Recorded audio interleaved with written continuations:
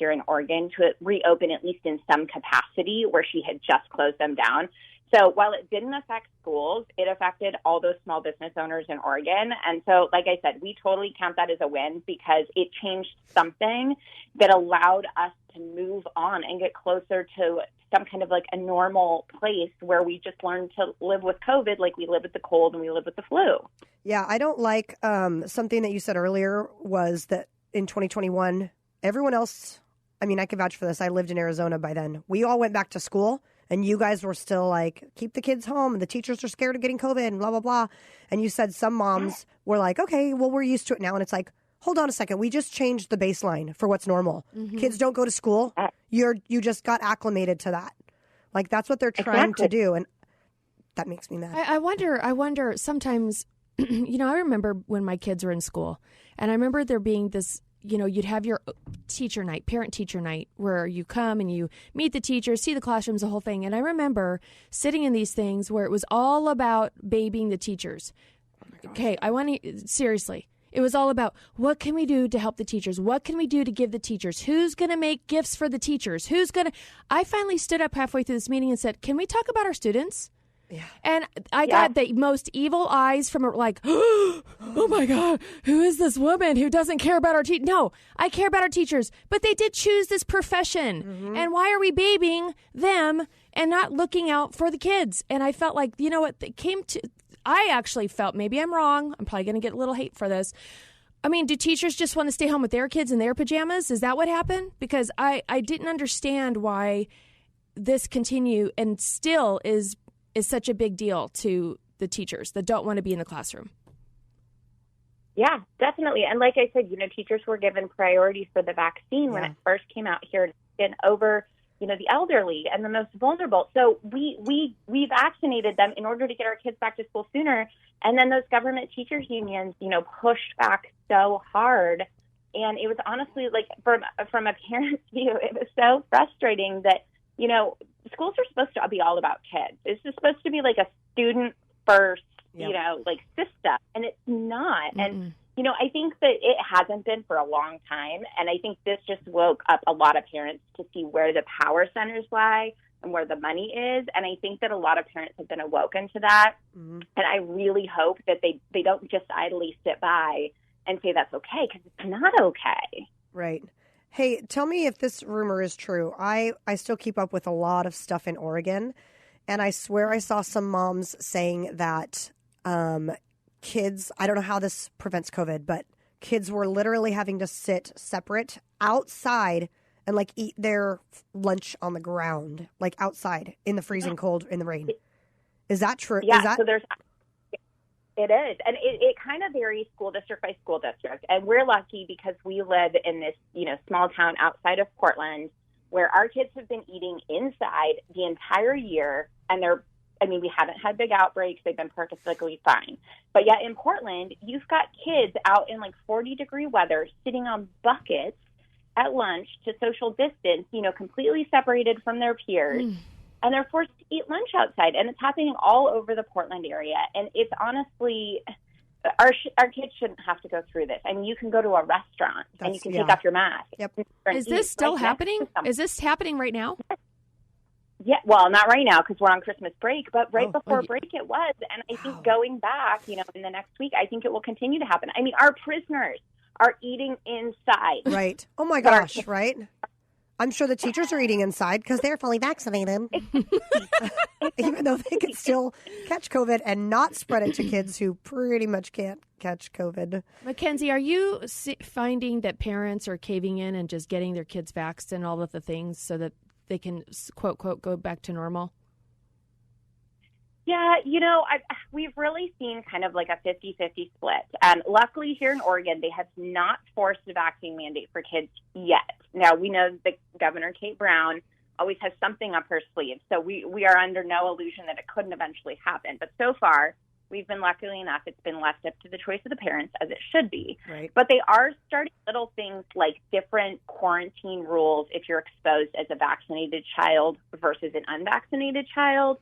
I think it's really 50-50. Honestly, a lot of parents that I've talked to have said that, a vaccine mandate for kids would be, that's where they draw the line and they pull their kids out. But I also think there are a lot of parents who are choosing to do it just because they kind of feel the pressure like they may have done, when they got themselves vaccinated. So I really feel like it's kind of a 50-50 split. And honestly, my opinion is like, you do you. If you want to get vaccinated, you want to vaccinate your kid, great. If you don't, great. But we should have the choice as parents to make those medical decisions for our families and not have them mandated by the government. Well, and not be harassed endlessly by other vaccinated people and ostracized if you make a different choice than them. I feel like there's a lot of moms, like you've got the mom it's a long time ago, it was I'm the perfect mom. I cook all my kids' lunches and I leave them notes and they always have a precious snack. And Are you talking about me again? Stop it. Literally looking right at you. And while I drop them off, my hair is done, my makeup is full, and I'm on the PTA. Now it's, my kids are vaxxed. Okay. Right? Well, now it's literal segregation again. Yeah. And the gamut of what this is doing to the kids, we're not talking enough about that. We're talking about, who's killing grandma with their breath, but we're not talking about kids, what this is doing to their learning ability, their social ability, and how that is stunting children. Mm-hmm. What is this going to look like in 10 years? I think it's going to be bad. I think it's going to be really bad. Well, I think Brandie had said that there was, a mom who said their kid can't read yet because she can't see the teacher's mouth, and that's half of learning words. And reading is watching a mouth sound out the consonants and the vowels. And a mom that goes into schools to help the kids read and volunteers, she's noticing that these kids at reading level are not reading. She goes because they have had their face masked for the last 2 years. So that's education being halted, but also the social aspect is going to be halted too, because you take your cues on growing up, learning to say please and thank you. And is this person upset with me? Are they happy with what I'm saying? Mm-hmm. You mimic each other's social cues. Well, they're not going to have them because you can't do much with just your eyeballs. No. You can bat your pretty long lashes. Really? All right, we're going to take a quick break. You're listening to the She's So Right show. We've got MacKensey Pulliam on, the president and co-founder of Oregon Moms Union. We're talking about how to protect and save our kids.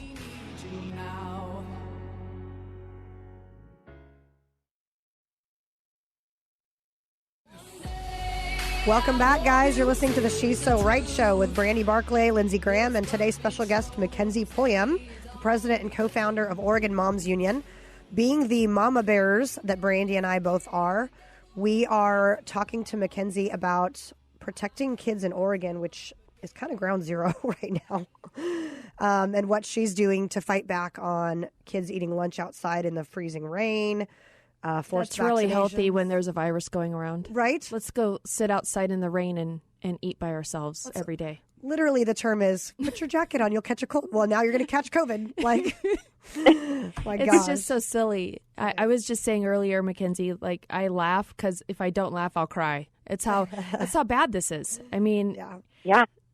If we don't make fun of it. Okay, so Oregon Moms Union. Tell us about the structure of that, who's involved, what you guys are doing to fight for the world. Babies. Yeah.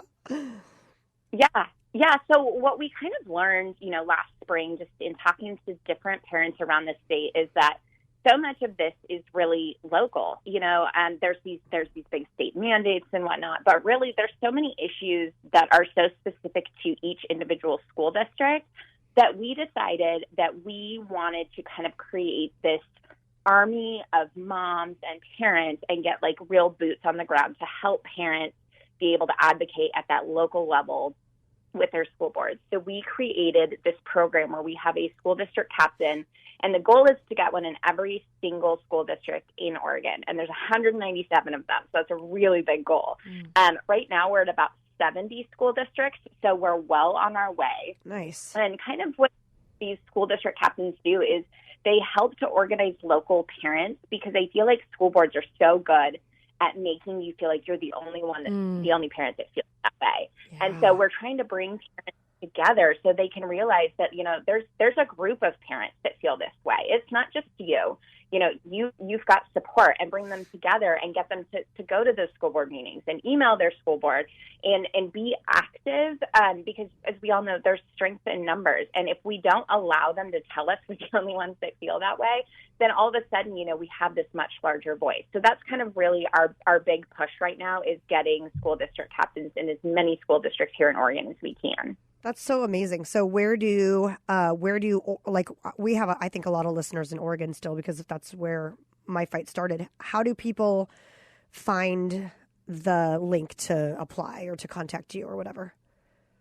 Yeah. So if they go to our website, which is OregonMomsUnion.com, okay. We have a page on there where people can go and find their school district captain. And then if there isn't one listed, they can reach out to us through their website and kind of learn more about the position. A lot of the districts, we have co-captains, because it can feel like a lot of work and a big job. And so, like I said, strength in numbers, right? So we have a lot of co-captains as well. And so they can reach out to us and get more information and join, or reach out to their local school district captain to figure out kind of how they can get plugged in. And then we're working on creating a lot of resources and talking points and email campaigns that we're providing to those school district captains that they can then share with all the parents within their district. Awesome. So good. Have you experienced the cancel culture being like the forefront of a massive movement to dismantle, have you had it? Oh yeah. And it's funny. Being married to someone who's been mayor of the community we live in for the last 3 years, I've developed a little bit of a thicker skin. Yeah. And so a lot of the things that happen, honestly, we kind of just laugh. We've been called day drinking bad moms, which is probably that's like a compliment. Oh my God. Yeah. You're such bad moms. That you're spending half of your time advocating for your kids. Yeah. Yes. MacKensey. Racist. Oh, of course. Yep. Oh my gosh. Of Classic. course. Classic. The standard. Boring. Move on. Yeah. Next. So, quick question: are your kids? So, have you? What has been accomplished in the classroom? Are they not masking? What's happening right now? Yeah, so we've really pushed back against masks, but because it's a statewide mandate, it's really been a struggle. Right now, they're actually trying to make the mask mandate permanent, not part of the governor's Oh my God! Like forever. So we have an email campaign going for parents, and we've had over 5,000 parents go in through our email campaign and submit public comment to the Oregon Health Authority, who's trying to make that rule permanent.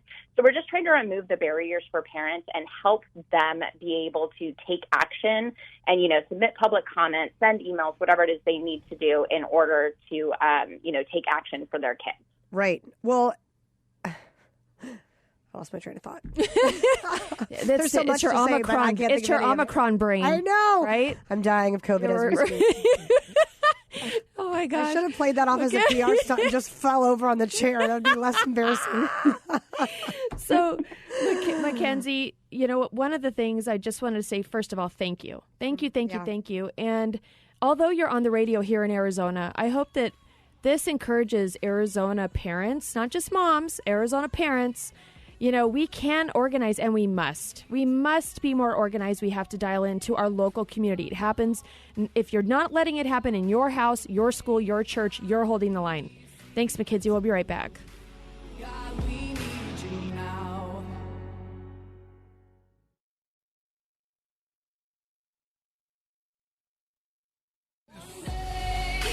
Freedom Fighters are back. You're listening to the She's So Right show with myself, Brandie Barclay, and my fabulous co-host, Lindsey Graham, who today looks like Paula Abdul in the studio with a high ponytail and leggings that look like Mars. I'm waiting for her to sing. What was? Do you remember Paula Abdul? What was? Straight up now, tell me, do you really want to love me forever? Oh. That is literally in here right now. This is why we got cameras in here. There's a whole element of entertainment that no one is seeing. I get to see it. It's just amazing. You should see how jealous Brandie is of my Paula Abdul. I'm really not, because I'm wearing a Def Leppard t-shirt, so I'm never going to be jealous if I'm wearing a Def Leppard t-shirt. She's rock and I'm pop. Anyway, Pop Rocks. We're here with MacKensey Pulliam, who is an avid freedom-fighting mama bear in Oregon, where Lindsey's from. And she is married to Stan Pulliam. Stan Pulliam, who was mayor, is mayor. Sandy. Yep. He's currently mayor still, yeah? Yep, correct. Okay. And running for governor, correct? For governor. So you guys are a powerhouse. I'd love to come to your Christmas party. I know. Do you guys movers and you shakers? Guys go ahead.